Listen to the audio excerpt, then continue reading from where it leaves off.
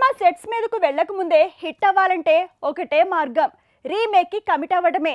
Present megastar Chiranjeevi నుంచి power star Pawan Kalyan వరకు అంతా హిట్ సినిమాలనే మళ్ళీ హిట్ చేయబోతున్నారు. కాకపోతే రిపేర్లు లేని రీమేక్లంటే మాత్రం చాలా కష్టం అంటున్నారు. ఎందుకు? కొరటాల శివ మేకింగ్ లో ఆచార్యగా బిజీ అయిన చిరు ఆ తరువాత మలయాళ లూసిఫర్ తెలుగు రీమేక్ కి రెడీ అవుతారట. అయితే ఒరిజినల్ వర్షన్ కి తెలుగు వర్షన్ కి చాలా మార్పులుండబోతున్నాయట.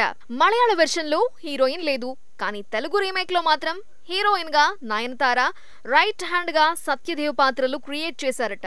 ఇక సెకండ్ హాఫ్ క్లైమాక్స్ ని కూడా చిరు అభిమానుల కోసం మార్పులు చేశారట.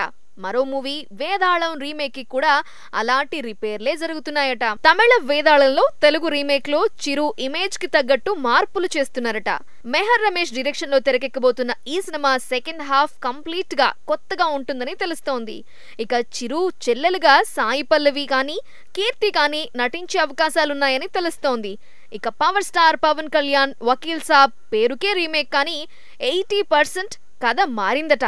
అసలు పింక్ లో హీరోకి జోడీ లేదు, కానీ రీమేక్ యాజ్ ఇట్ ఈజ్ తెరకెక్కించే అవకాశాలు తక్కువ కాబట్టే తెలుగు వర్షన్ కొచ్చేసరికి లెక్క మారుతోంది.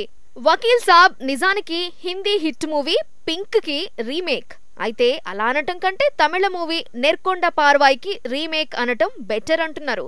ఎందుకంటే హిందీ పింక్ ని తమిళ్లో అజిత్ చేస్తే సగం పైనే కథ మార్చారన్నారు. ఇప్పుడు దానికి కూడా రిపేర్లంటే ఇది రీమేక్ లాంటి కొత్త కథ అనుకోవాల్సిందే అంటున్నారు. అయ్యప్పనుం కోశ్యం రీమేక్ లో కూడా second half మారిందిట.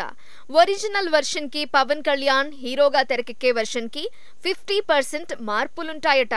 Ayyappanum Koshiyum Telugu version లో పవన్ కళ్యాణ్ పోలీస్ గా, రానా రిచ్ కిడ్ గా కనిపించబోతున్నారు. అయితే మలయాళ వెర్షన్ తో రొమాంటిక్ సీన్స్ లేవు, కానీ తెలుగు వర్షన్ లో మాత్రం సెకండ్ హాఫ్ మార్పుతో పాటు హీరోయిన్ పాత్రతో కొత్త లుక్ ఇచ్చారట. తమిళ తడం తెలుగు రీమేకే రెడ్. సంక్రాంతి సందడిని ముందు షురూ చేసిన రెడ్ సినిమాలో 70% మార్చిన కథేనట.